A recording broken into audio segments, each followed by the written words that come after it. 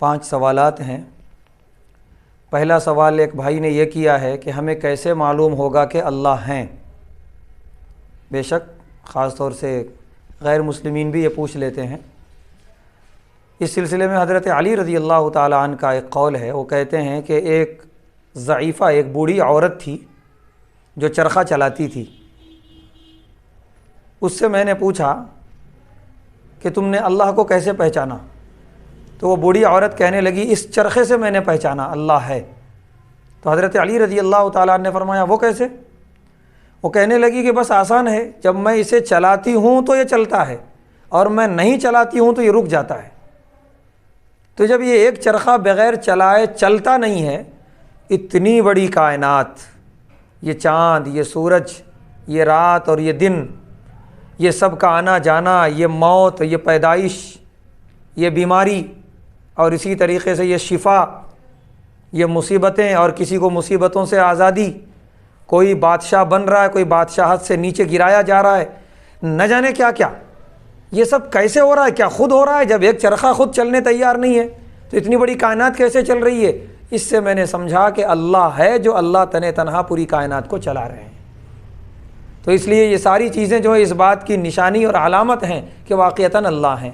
اور حضرت علی رضی اللہ تعالیٰ نے بھی فرمایا کہ کبھی ایسا ہوتا ہے کہ مجھے ایک کام کرنا ہوتا ہے اور میں ساری تیاری کر لیتا ہوں اس کام کے کرنے کی، پھر ایسا کچھ ہوتا ہے کہ وہ کام ہو نہیں پاتا، اور اس کا الٹا کبھی اس کے برعکس کہ کوئی کام نہ ہونے کا میرا ارادہ ہوتا ہے، نہ کرنے کا، لیکن ایسا ماحول بنتا ہے کہ وہ کام ہو جاتا ہے۔ اس سے سمجھ میں آیا کہ میرے کرنے یا نہیں کرنے سے وہ کچھ نہیں ہو رہا، اللہ کے کرنے سے ہو رہا، اللہ جو چاہ رہے ہیں وہ ہو رہا ہے۔ تو ان ساری چیزوں سے معلوم ہوا۔ اس کے علاوہ اور بھی اگر ہم اپنی زندگی میں اور کائنات میں غور کریں تو پتہ چلے گا کہ واقعتاً اللہ ہیں اور اللہ ہی پوری کائنات کو چلا رہے ہیں۔ دوسرا سوال یہ کیا گیا اللہ کے رسول صلی اللہ علیہ وسلم کی نماز جنازہ کیوں نہیں پڑھی گئی؟ جواب یہ ہے کہ پڑھی گئی ہے، نماز جنازہ پڑھی گئی ہے اللہ کے نبی صلی اللہ علیہ وسلم کی، البتہ جو عام نماز جنازہ ہوتی ہے اس طرح نہیں پڑھی گئی، کیونکہ حضرت ابوبکر صدیق رضی اللہ تعالیٰ عنہ نے اللہ کے نبی صلی اللہ علیہ وسلم سے زندگی ہی میں سارے یہ مسائل پوچھ لیے تھے۔ چنانچہ پیارے نبی صلی اللہ علیہ وسلم کے وصال کے بعد صحابہ آپ سے سوال کرتے جاتے حضرت ابوبکر صدیق رضی اللہ تعالیٰ عنہ سے، اور وہ جواب دیتے چلے جاتے۔ تو جو کچھ ہوا ہے یہ ساری باتیں نبی علیہ السلام نے اپنی زندگی میں حضرت ابوبکر صدیق رضی اللہ تعالیٰ عنہ کو بتا دی تھیں۔ چنانچہ پوچھا گیا حضرت ابوبکر صدیق رضی اللہ تعالیٰ عنہ سے کہ تدفین کہاں ہوگی اللہ کے رسول صلی اللہ علیہ وسلم کی؟ تو انہوں نے فرمایا کہ جہاں نبی کی روح قبض ہوتی ہے وہیں تدفین ہوتی ہے، اور یہ نبی نے مجھے بتایا ہے۔ چنانچہ وہیں قبر بنائی گئی جہاں پیارے نبی صلی اللہ علیہ وسلم نے آخری سانس لی۔ پھر اس کے بعد جنازے کی نوبت آئی تو لوگوں نے پوچھا کیسے نماز جنازہ ہو، جماعت کیسے بنے؟ حضرت ابوبکر صدیق رضی اللہ تعالیٰ عنہ نے فرمایا کہ کچھ لوگ اندر جائیں اور اپنی اپنی نماز پڑھ کے باہر آتے چلے جائیں، باقاعدہ نماز جنازہ جماعت سے نہیں پڑھی گئی، اور کوئی امام نہیں تھا جو نماز جنازہ جماعت سے پڑھایا۔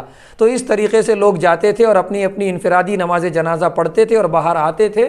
حضرت ابن عباس رضی اللہ تعالیٰ عنہما اس کے پورے واقعے کے راوی ہیں نماز جنازہ کے، وہ خود بیان کرتے ہیں جب سارے لوگوں نے ایسا فردن نماز جنازہ پڑھ لی پھر اس کے بعد تدفین عمل میں آئی، تو اللہ کے نبی صلی اللہ علیہ وسلم کی نماز جنازہ ہوئی ہے۔ تیسرا سوال ایک بھائی نے کیا ہے کہ پیشاب کرنے کے بعد کھڑے ہو کر طہارت لینا کیسا ہے؟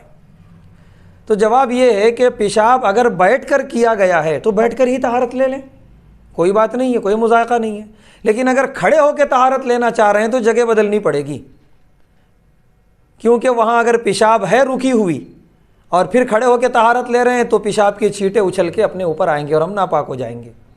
یا گھر کا بیت الخلاء ہے تو پورا مکمل پیشاب بہا دیا جائے پہلے، پھر اس کے بعد کھڑے ہو کے طہارت لی جائے تاکہ اس کی چھینٹیں اپنے اوپر نہ آنے پائیں، تب جائز ہوگا۔ چوتھا سوال یہ کیا گیا ہے کہ دوران نماز وضو ٹوٹ گیا، وضو کر کے آنے کے بعد کیا وہیں سے نماز پڑھ سکتے ہیں؟ تو جواب یہ ہے کہ ہاں، ایک حدیث ہے اللہ کے نبی صلی اللہ علیہ وسلم کی، آپ نے فرمایا کہ فَلْيَبْنِ صَلَاتَهُ، کہ جس آدمی کا وضو ٹوٹا وہ وضو کر کے آیا تو اپنی نماز کی بنا کر سکتا ہے، بنا مطلب جہاں چھوڑا تھا وہیں سے، لیکن شرط یہ ہے کہ جا کے آنے میں کسی سے بات نہ کیا ہو، اور نماز کو توڑنے والی جو چیزیں ہیں، ہنسی ہے یا بات کرنا ہے یا کچھ اس طرح کے اشارے کرنا ہے، یہ سارے عمل نہ کیا ہو، تب جا کے وہیں سے نماز شروع کر سکتا ہے۔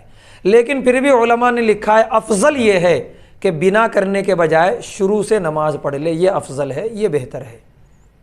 پانچواں سوال یہ کیا گیا ہے کہ بچہ پیدا ہوا اور پیدا ہوتے ہی کچھ دیر کے بعد انتقال ہو گیا، یہاں تک کہ بچے کے کان میں اذان دینے کی بھی نوبت نہیں آئی، تو سوال یہ ہے کہ کیا اس بچے کی نماز جنازہ پڑھی جائے گی؟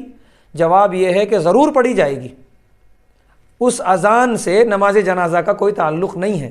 اذان دے دی گئی، انتقال ہوا تو بھی نماز جنازہ پڑھی جائے گی، اذان نہیں دی گئی اور انتقال ہو گیا تو بھی نماز جنازہ پڑھی جائے گی، کیونکہ نماز جنازہ کے بارے میں اصول یہ ہے کہ پیدا ہونے کے بعد بچہ اگر ایک سیکنڈ کے لیے بھی زندہ رہا اس دنیا میں، ایک مرتبہ بھی ہلکی سی اس کی رونے کی آواز آ گئی جس سے معلوم ہوا کہ وہ زندہ پیدا ہوا تھا، اس کے بعد اس کا انتقال ہو گیا، تو اب وہ باقاعدہ ایک زندہ انسان کی طرح ہے، وہ یعنی جس طرح ایک زندہ انسان مرتا ہے تو اس کی تجہیز و تکفین ہوتی ہے، غسل دیا جاتا ہے، نماز جنازہ ہوتی ہے، تدفین ہوتی ہے، بالکل اسی طرح اس بچے کا بھی سب کچھ کیا جائے گا، غسل بھی ہوگا، نماز جنازہ بھی ہوگی، تجہیز و تکفین بھی ہوگی اور اس کے بعد پھر تدفین بھی کی جائے گی۔